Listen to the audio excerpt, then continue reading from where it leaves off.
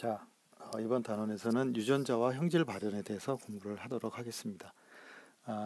유전자는 형질을 발현하는데 기본이 되는 정보들을 가지고 있죠. 그래서 유전자가 보통 경우는 이 유전자가 우리가 알고 있는 유전자가 중간에 단백질을 통해서 형질을 발현하게 됩니다. 이런 구조를 가지고 있어서 유전자가 단백질을 어떻게 만드는지 하는 그런 과정들을 우리가 이번 단원에서 공부를 하게 될 것입니다.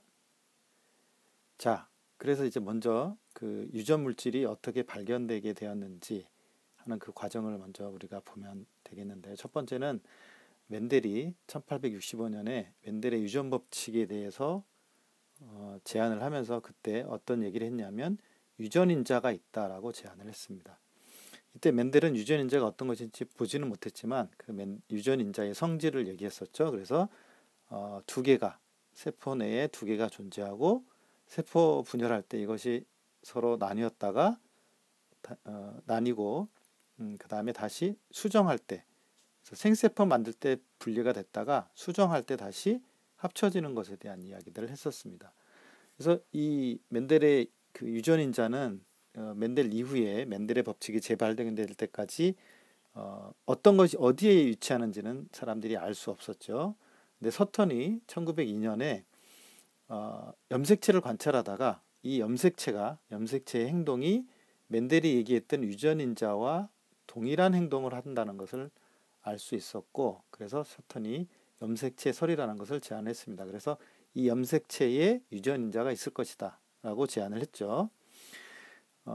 그렇지만 여전히 그 유전인자가 염색체 어느 부분에 어떻게 존재하는지에 대해서는 알 수 없었는데, 모건이라는 사람이 1926년에 초파리를 가지고 실험하면서 그 멘델이 얘기했던 유전인자, 그걸 다시 유전자라고 불렀는데, 이 유전자가 어디 있냐면 염색체 위에 있다라는 것을 비로소 밝혔습니다.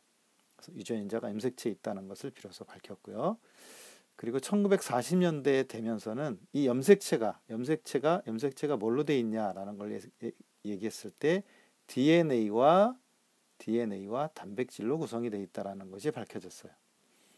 그러면 이 DNA와 단백질로 염색체가 구성되어 있는데, 그럼 과연 단백질이 유전 물질이냐, DNA가 유전 물질이냐, 어느 것이 유전 물질이냐 하는 것이 논란이 굉장히 많이 됐었는데, 최초에는 사람들은 무엇을 유전물질로 생각했었냐면 단백질을 유전물질로 생각했었습니다.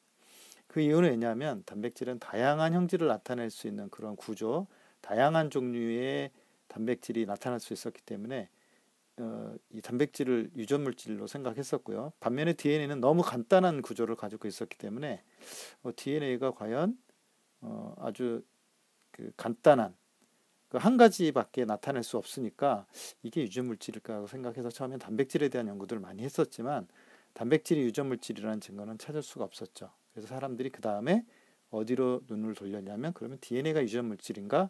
라고 사람들의 시야를 돌리게 됐습니다. 그래서 이제 DNA가 유전물질이라는 증거에 대한 실험을 세 가지 정도 살펴보도록 하겠습니다.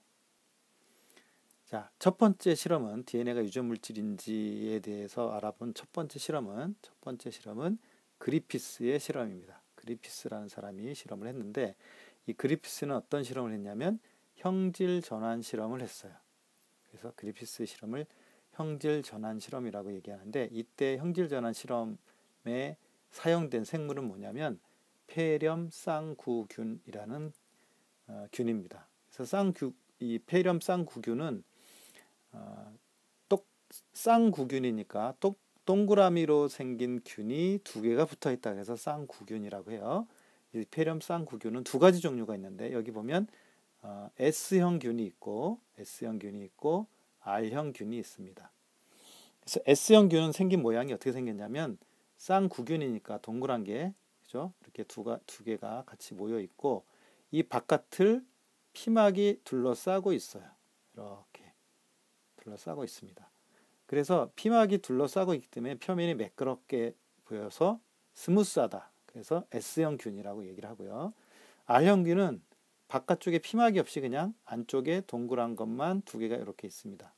그래서 얘네들을 밖에서 보면 굉장히 거칠게 보여요. 그래서 러프하다 그래서 R형균이라고 부릅니다. 그래서 이 폐렴 쌍구균은 S형균과 R형균 두 가지 종류가 있어요. 그래서 얘네들이 각각이 어떤 특징을 가지냐를 살펴보기 위해서 여기 가번 실험과 나번 실험을 해본 겁니다. 그래서 가번에서는 S형균을 쥐한테 주입을 했어요. 그랬더니 쥐가 폐렴에 걸려서 죽었습니다. 그래서 S형균은 병원성을 가지고 있는 거죠. 근데 살아있는 R형균을 또 쥐한테 주입을 했더니 쥐는 폐렴에 걸리지 않고 살았어요. 그러니까 S형균은 폐렴을 일으키는 균이고 R형균은 폐렴을 일으키지 않는 균입니다.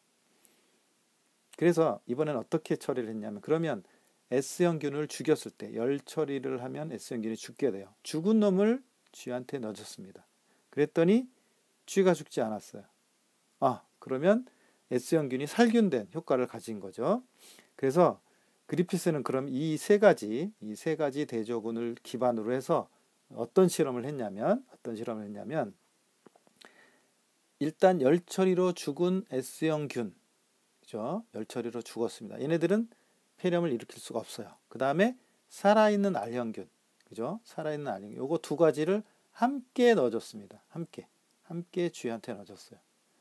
그리고 나서 봤더니 쥐가 죽었습니다. 폐렴이 걸려서 죽었어요. 그리고 나서 이 죽은 쥐의 혈액에서 혈액을 관찰해 보니까 살아있는 S형균이 발견이 된 겁니다. 살아있는 S형균. 그래서 이 실험 결과를 가지고 그리피스는 어떤 결론을 내렸냐면 이 죽은 S형균이 가지고 있는 어떤 물질, 그죠? 어떤 것인지는 모르는데 이 물질이 R형균을 S형으로 바꿨다라고 결론을 내렸습니다. 그죠? S형균이 가지고 있는 어떤 물질, 그 물질이 뭔지 모르는데 어떤 물질이 살아있는 S형균으로 바꿨을 것이다. 그죠? 형질이 R형균에서 S형균으로 형질이 바뀌었죠. 그래서 이걸 형질 전환 실험이라고 얘기를 하는데, 그래서 그리피스는 이 실험을 통해서 S형균이 가지고 있는 어떤 물질이 R형균을 S형균으로 바꿨을 것이다. 그래서 쥐가 죽었다라고 결론을 내렸습니다. 자, 그리고 이렇게 그리피스가 실험했을 때는 어떤 물질인지 몰랐는데, 그래서 에이버리라는 사람, 여기 에이버리라는 사람 있죠? 에이버리가 그 그리피스의 실험을 이어서 그러면 도대체 어떤 물질이 죽은 S형균이 어떤 물질이 R형균을 S형으로 바꿨을까? 어떤 물질이 R형을 S형으로 바꿨을까의 궁금증을 느끼고 나서 새로운 실험을 디자인을 했는데 어떻게 실험했냐면 여기 열 처리로 죽은 S형균의 추출물, 그죠? 이 추출물을 가지고 네 가지 처리를 했습니다. 주로 세포에 존재하는 여러 가지 물질들을 그 네 가지 유전 물질이 될 수 있는, 그러니까 에이버리는 이 R형균이 S형균으로 바뀌었을 때 어떤 유전 물질 때문에 바뀌었을 거다라고 생각하는 거죠. 근데 그 유전 물질이 후보를 네 가지를 생각해봤습니다. 하나는 단백질, 그죠? 그 다음에 다당류, 탄수화물인 거죠. 그 다음에 RNA, DNA, 이 네 가지를 R형균을 S형균으로 형질 전환한 후보로 생각을 하고 어떻게 했냐면 단백질 분해 요소를 처리하고 다당류 분해 요소를 처리하고 RNA 분해 요소를 처리하고 DNA 분해 요소를 처리했습니다. 이게 무슨 말이냐면 만약에 단백질이 유전 물질이라면 여기 이 첫 번째에서는 단백질 분해 요소를 처리했으니까 단백질이 모두 없어졌죠. 단백질이 없어졌으면 여기 단백질이 유전 물질이면 R형균을 S형균으로 변화시켜주는 단백질이 사라졌으니까 여기서는 S형균이 관찰되면 안 되겠죠. 그죠?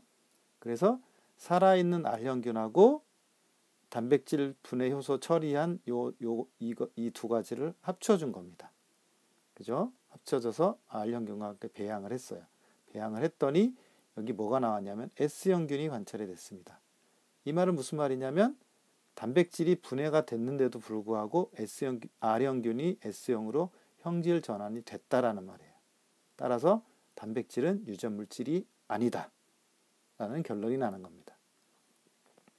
똑같이 자, 여기 다당류 분해 요소를 처리해서 집어넣어줬죠.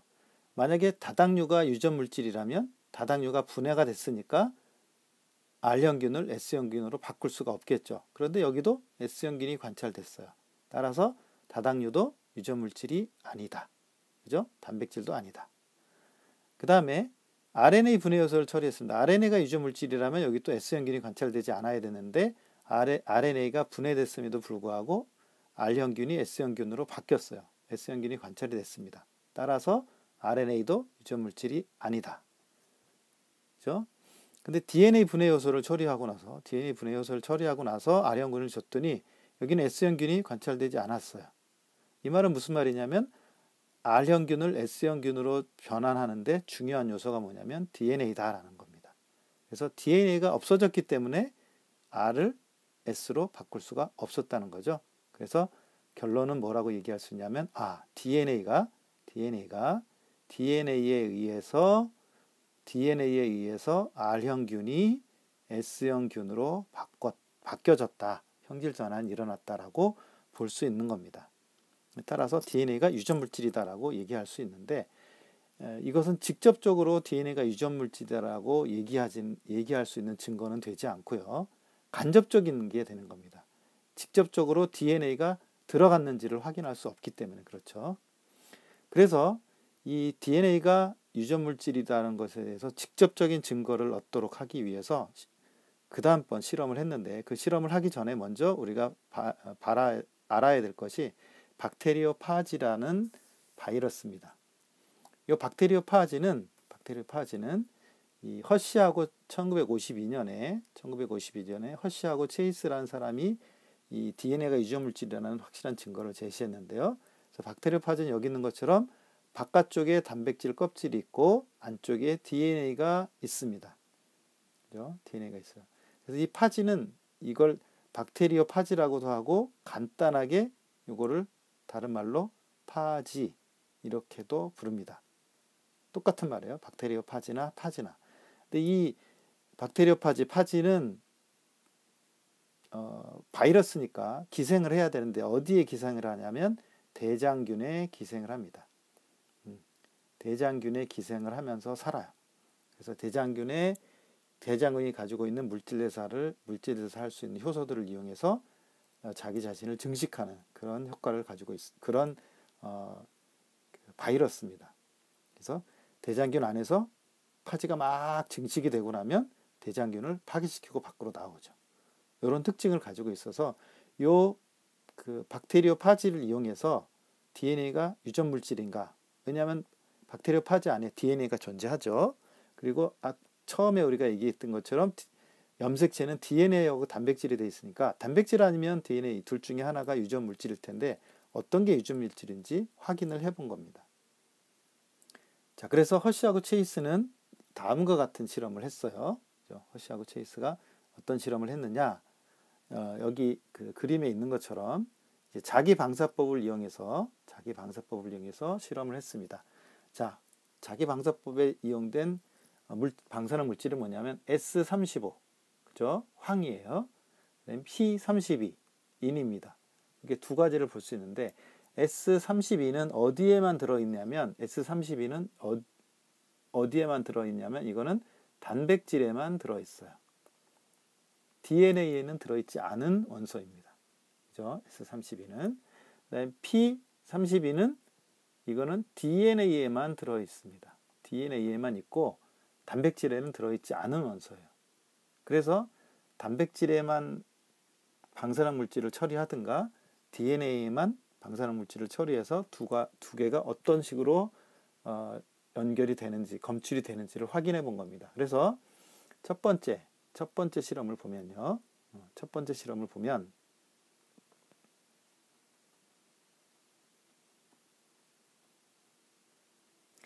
첫 번째 실험을 보면 자, 대장균 이 첫 번째 여기 있는 첫 번째 실험을 보면 자, S32로 단백질에 표시를 했어요. 단백질에 표시를 했습니다. 만약에 단백질이 유전물질이라면 파지는 유전 물질을 대장균 속으로 집어넣겠죠. 집어넣게 됩니다.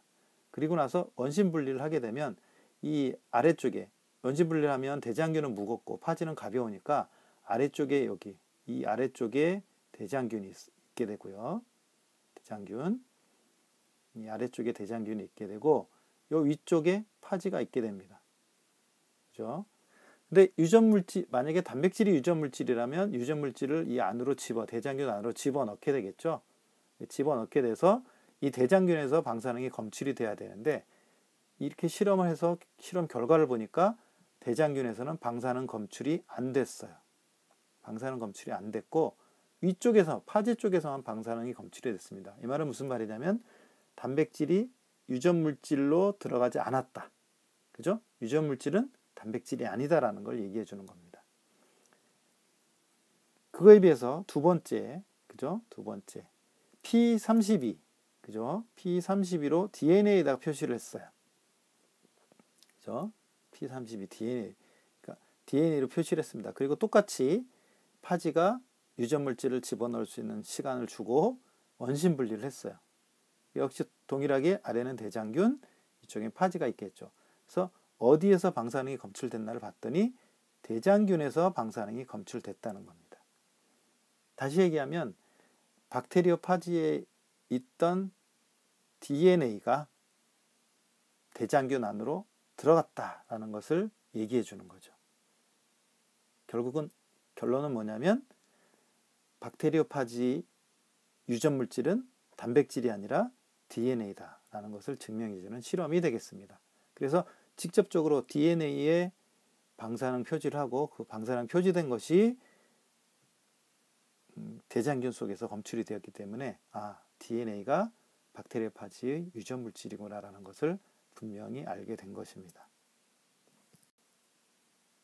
자, 그러면 이제 구체적으로 DNA가 어떻게 생겼는가? DNA 구성을 먼저 보면 DNA는 우리 핵산의 일종이죠. DNA, RNA 두 가지 종류가 있는데 핵산은 우리가 인산과 당과 염기가 1대1대1로 결합이 되어 있다라는 거 우리가 지난번에 배웠었습니다. 그런데 이제 DNA 여기서 인산은 DNA에서 한 종류고요. 그 다음에 당은 탄소가 5개, 오탄당인데 이름을 디옥시리보스라고 부릅니다. 디옥시리보스. 그리고 DNA를 구성하는 염기는 아데닌, 구아닌, 티민, 사이토신 이렇게 4가지가 있습니다. 4가지. 근데 이 4가지 중에서 이 밑에 그림을 보면 여기 인산, 당, 염기, 그죠? 뉴클레오타이드고 그 다음에 이 당이 여기 있는 것처럼 디옥시리보스가 되어 있습니다. 그리고 여기 보면 아데닌, 그죠? 구아닌. 이 아데닌과 구아닌 이 두 가지를 뭐라고 부른다고 그랬냐면 퓨린 계열, 그죠? 퓨린 계열 염기라고 얘기를 했고요. 여기에 퓨린 계열입니다. 퓨린 계열이고 여기 있는 티민하고 사이토신은 피리미딘 계열이라고 해요. 피리미딘 계열이라고 부릅니다. 퓨린과 피리미딘을 차이를 보면 퓨린은 여기 고리가 하나, 둘 있고요. 피리미딘 계열은 고리가 하나만 있는 걸 볼 수가 있습니다. 그래서 이렇게 4가지로 염기가 4가지로 되어 있고요. 그 다음에 당 같은 경우는 여기 보면 당의 탄소가 하나, 둘, 셋, 넷, 5개. 탄소가 5개가 있죠. 그래서 여기 이 산소를 기준으로 해서 고리를 만들고 마지막 쪽에 있는 게 끝부분 탄소라고 얘기해서 1', 2', 3', 4', 5' 이렇게 이름을 붙이게 되어 있습니다. 그래서 이건 나중에 DNA 합성하고 또 RNA 합성하고 할 때 방향성을 얘기할 때 굉장히 중요한 특징을 나타내게 됩니다. 그 다음에 이제 중요한 게 이 뉴클레오타이드가 여러 개가 결합한 거를 뉴클레오타이드가 여러 개로 결합을 하면 이걸 폴리뉴클레오타이드라고 얘기하죠. 그래서 여기 보면 자, 여기 이만큼 하나가 뭐냐면 뉴클레오타이드, 그죠? 이만큼이 뉴클레오타이드가 됩니다. 그래서 앞에 있는 뉴클레오타이드하고 뒤에 있는 뉴클레오타이드가 결합을 하게 되는데 어떻게 결합하냐면 이게 지금 리보스예요. 리보스의 가운데 산소가 있는 부분입니다. 그래서 끝부분이 아까 여기 5'이라고 그랬죠? 자, 여기 인산이 5'에 붙습니다. 붙어 있죠. 그 다음번 그 밑에 있는 뉴클레오타이드와 두 개가 결합할 때는 여기가 1', 여기가 2', 여기가 3'이 되죠. 그죠? 3'과 그 다음 인산이 결합을 해요. 여기는 지금 뭐냐면 여기는 5'이 되겠죠. 그 다음 인산과 결합하는 여기는 3'이 되고, 그죠? 3'. 다시 여기가 5', 여기는 3'. 그래서 이런 식으로 쭉 연결되다 보면 여기 마지막에 남는 게 여기 3'이 끝부분에 3'이 남고, 이쪽은 끝부분이 5'이 남게 됩니다. 그래서 방향성이 5'에서 3' 쪽으로 이렇게 방향성을 갖게 되죠. 그죠? 뉴클레오타이드가 결합할 때는 이런 식으로 결합을 합니다. 이것은 DNA도 그렇고 RNA도 그렇고 동일하게 이렇게 된 걸 볼 수가 있어요. 그래서 5', 3' 이렇게 방향성이 있다라는 것을 여러분이 알아둘 필요가 있습니다. 그럼 이제 구체적으로 이 폴리뉴클레오타이드 또는 뉴클레오타이드, 이게 이제 DNA를 구성하는 기본 단위가 되는 건데, 구체적으로 DNA의 구조를 누가 어떻게 밝혔냐, 그거를 이제 간단하게 우리가 알아볼 텐데요. 자, 이 DNA의 구조를 밝히는 데는 세 가지 중요한 단계가 있습니다. 그래서 첫 번째 단계는 뭐냐면, 이 1950년대 초에 과학자들이 DNA의 구조를 밝히는 데 굉장히 관심을 두고 연구를 했는데, 그 중에 중요한 연구를 한 사람이 누구냐면 샤가프라는 사람입니다. 샤가프가 뭘 했냐면 샤가프 법칙이라는 걸 발견했는데요. 자, 여기 보면 이게 샤가프가 조사를 한 겁니다. 무슨 조사를 했느냐? 여러 종류의 생물들, 여기 보면 대장균, 초파리, 연어, 사람, 이렇게 여러 종류의 사람들의 DNA의 염기를 조사를 했어요. 그랬더니 여기 보면, 자, 노란색이 아데닌, 그 다음에 이 보라색이 티민, 그죠? 초록색이 구아닌, 그 다음에 주황색이 사이토신, 이렇게 되는데, 보면 대장균에 보면 아데닌과 티민 양이 비슷해요. 구아닌과 사이토신이 비슷합니다. 초파리 보면 또 아데닌과 티민 양이 비슷하고 구아닌, 사이토신 양이 비슷하죠. 연어도 마찬가지. 그 다음에 사람도 마찬가지. 그죠? 그래서 이걸 보니까 샤가프가 연구를 해보니까 어떤 생물이든지 간에 그 생물의 종류와 상관없이 아데닌과, 그죠? 아데닌과 티민의 양이 비슷하고,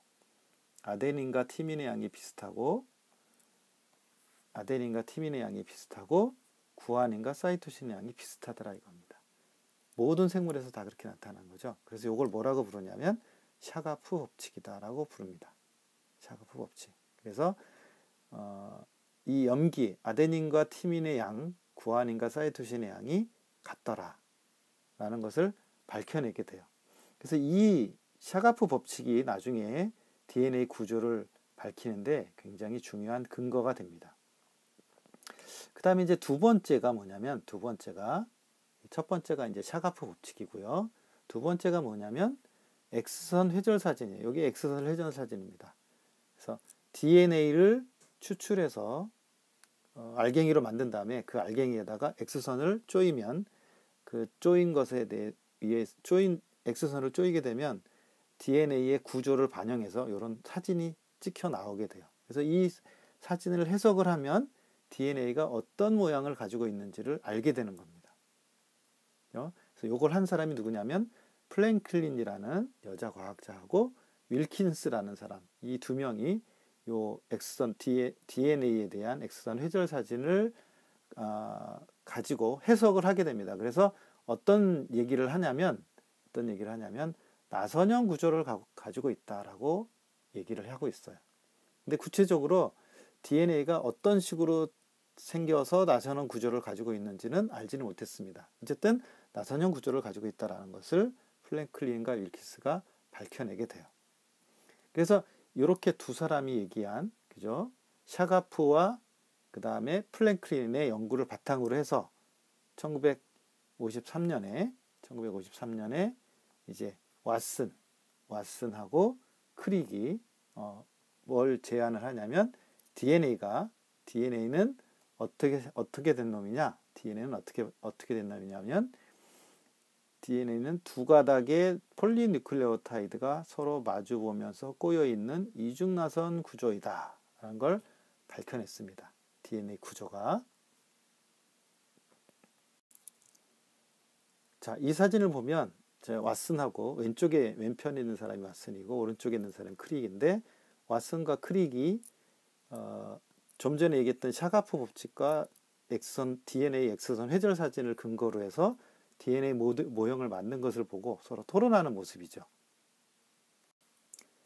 그래서 이 왓슨과 크릭은 어떻게 제안을 했냐면, 자, 이쪽 편에, 자, 왼쪽 편에 보면 여기 이 부분, 그죠? 이 부분을 보면 여기가 폴리뉴클레오타이드, 그죠?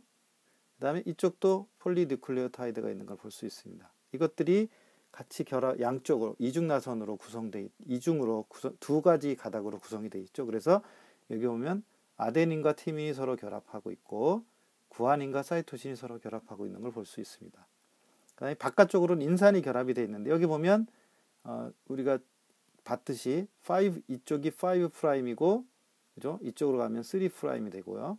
반대쪽은 3'이고 여기는 5' 쪽으로 이렇게 방향을 지어져서 서로 엇갈리는 방향으로 두 개가 결합되어 있고, 이것이 일직선으로 쭉 되어 있는 것이 아니라 꼬여 있는, 그죠? 꼬여 있는, 이렇게 꼬여 있는 것을 볼 수가 있습니다. 그래서 이 구조를 밝히면서 그 구체적인 구조를 보니까 구체적인 구조가 어떻게 되어 있다고 얘기를 하냐면, 여기 있는 것처럼 이렇게 되어 있어요. 자, 여기서부터 여기까지 갈 때 염기쌍이 10개의 염기쌍이 있습니다. 10개의 염기쌍이 있고, 이 염기쌍의 길이가 3.4 나노미터예요. 그러면 10개가 있으니까 하나하나 사이의 거리는 0.34 나노미터가 되겠죠? 여기가 3.4 나노미터니까.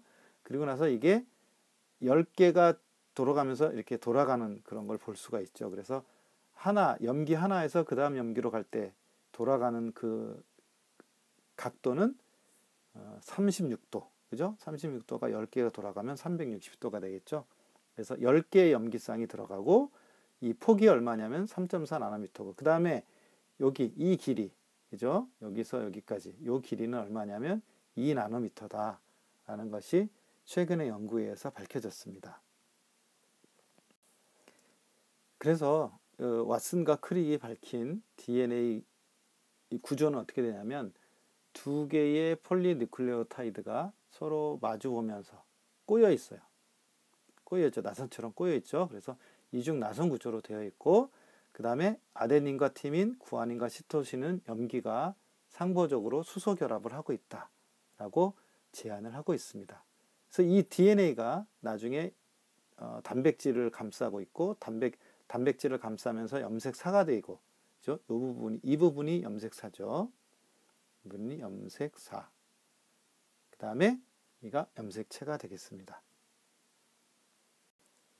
이제 그 다음으로는 DNA가 이제 세포 분열을 하든지 아니면 자손에게 DNA를 물려주려면 DNA가 복제를 해야 되는데, 어떤 식으로 복제하겠느냐, 어떤 식으로 복제를 되겠느냐, 이거에 대해서 사람들이 여러 가지 얘기를 했는데, 왓슨과 크릭은 뭐라고 그랬냐면 반보존적으로 복제가 된다라고 얘기를 했어요.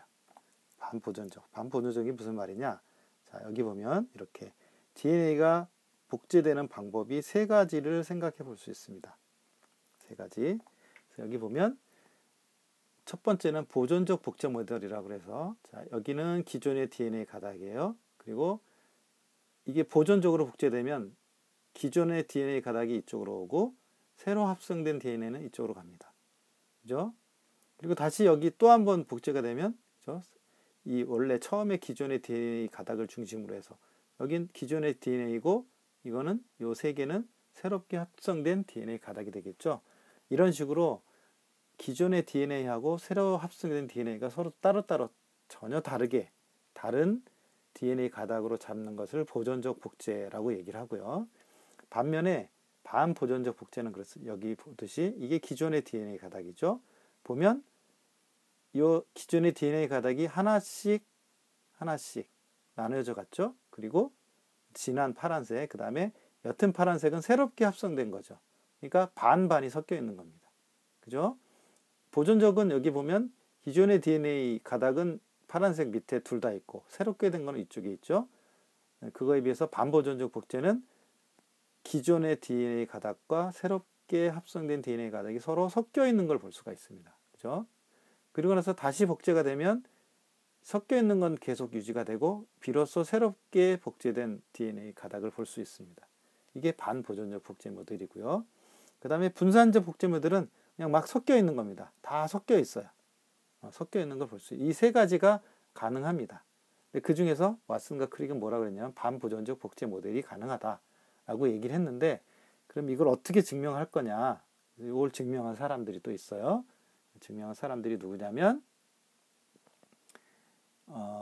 메셀슨과 스탈이라는 사람이 실험을 했습니다. 메셀슨과 스탈이라는 사람이 실험을 했어요. 자, 어떻게 실험을 했냐면 대장균을 가지고 실험을 했습니다. 자, 대장균을 N15, 그죠? 질소의 무게가 얼마냐면 원래 14입니다. 14인데 14 말고 15, 그죠? 여기도 동위원소를 이용해서 N15짜리 N15가 포함된 배지에서 대장균을 마구 배양을 합니다. 배양을 하면 그 배지에서 배양을 했으니까 이 대장균은 뭐가 포함되어 있냐면 N14가 포함되어 있어요. N14가. 이 N14가 어디로 들어가냐면 DNA로 들어가게 됩니다. DNA 안으로 들어가죠. 그래서 이 N15에서 배양된 대장균에서 DNA를 추출해가지고 원심 분리를 해요. 그러면 N15짜리가 있으니까 당연히 DNA 무게가 얼마가 되냐면 N15인 요 무게가 나타나게 됩니다. 그렇죠?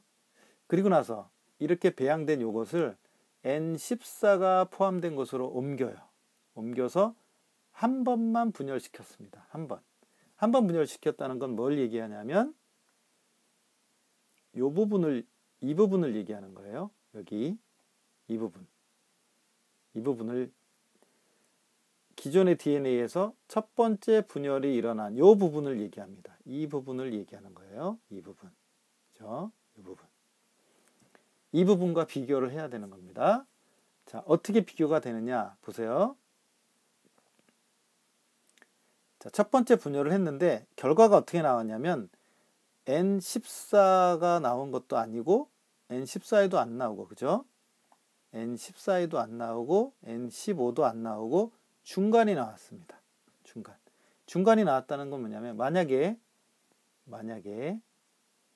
보존적인 DNA가 복제가 됐다 그러면 여기 보면 기존의 DNA는, 그죠? 기존의 DNA 가닥은 뭘 가져야 되냐면 N15를 가져야 되고 새롭게 합성된 것은 N14를 가져야 되겠죠. 그러면 양쪽이 이쪽 14가 나오고 15가 나와야 됩니다. 그런데 여기는 14, 15가 아니라 중간값이 나왔죠. 중간값이 나왔다는 얘기는 뭐냐면 요거 아니면 이거라는 얘기입니다. 그죠? 둘 중에 하나. 이 반보존적이든지 분산적이든지 둘 중에 하나라는 얘기입니다. 첫 번째 분열했을 때. 그죠? 그 다음으로 두 번째 한 번 더 분열을 시켰습니다. 두 번 분열을 시켰어요. 두 번 분열시켰다는 얘기는 어느 부분을 얘기하는 거냐면 이제 이 부분을 얘기하는 거죠. 여기 이 부분을 얘기하는 겁니다. 자, 지금 보존적 복제는 안 된다고 얘기가 됐죠. 그러면 여기 반보존적이냐 아니면 분산적이냐를 생각해 봐야 될 텐데, 두 번째 분열한 결과를 보니까 이 부분에 두 번째 분열한 결과를 보니까 가운데가 있고 14쪽이 나왔어요.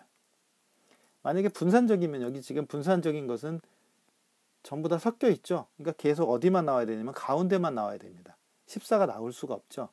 그래서 여기는 섞여 있으니까 중간이 나오고, 그죠? 여기 중간, 여기도 중간.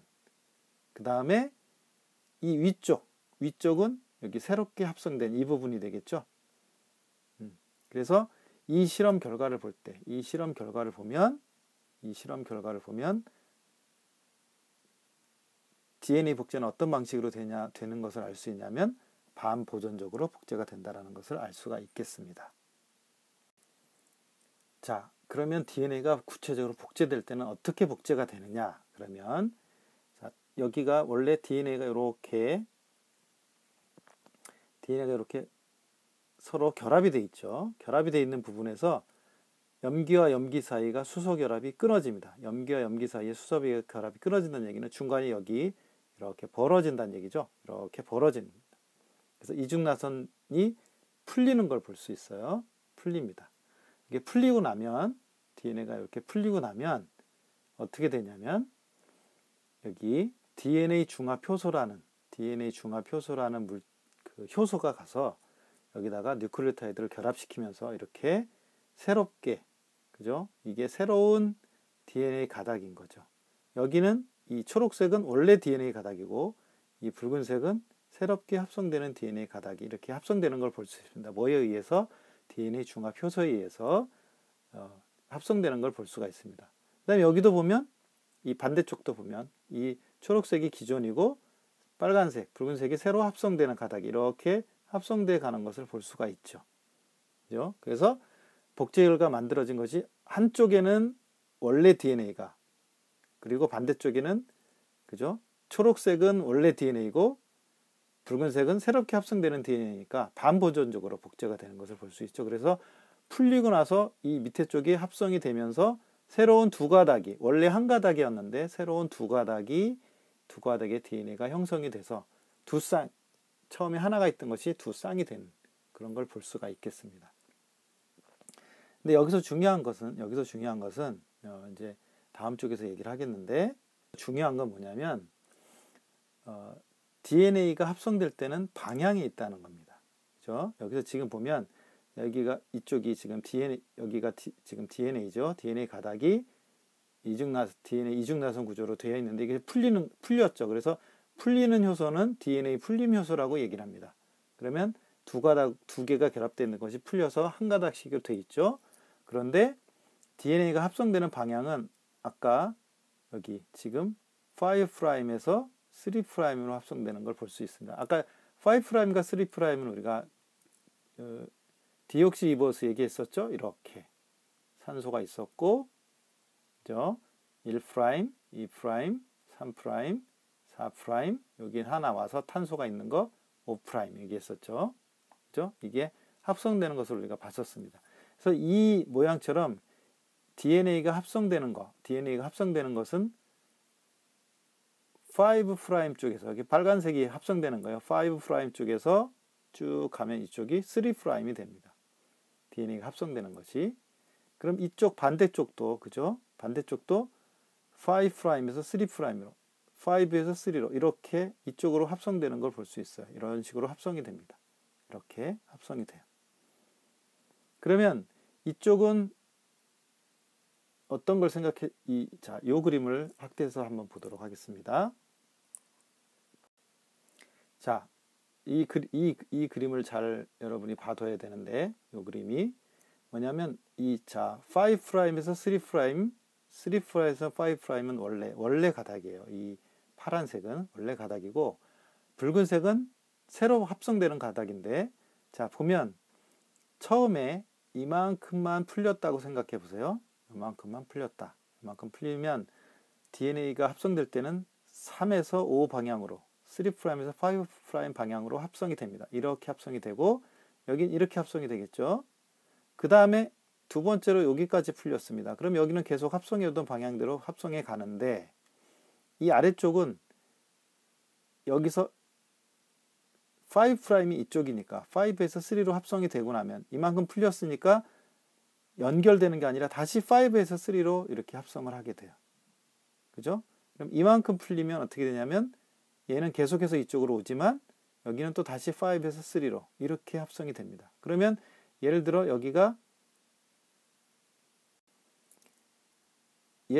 이렇게 돼 있다. 원래 가닥이 이렇게 돼 있다 그러면 여기는 쭉 한꺼번에 이렇게 합성이 일어나지만 이쪽은 어떻게 되냐면 이렇게 일어나게 됩니다. 합성이. 그죠? 왜 그러냐면 방향이 5에서 3' 쪽으로 DNA가 합성이 되기 때문에 그래요.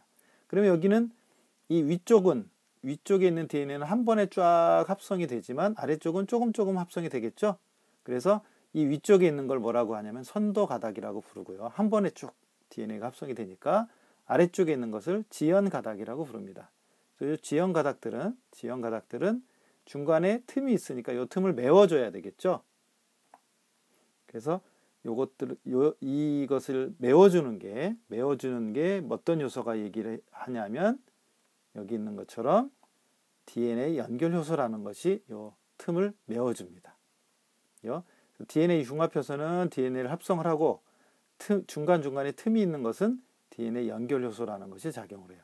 그래서 결국은 DNA 합성하는데 중요한 효소가 세 가지가 나오는데 하나는 DNA 풀림 효소라는 게 나오고 두 번째는 DNA 중합 효소가 나오고 세 번째는 DNA 연결 효소가 나옵니다. 그래서 이 세 가지 효소가 작용을 해서 DNA를 합성하게 되는 거죠.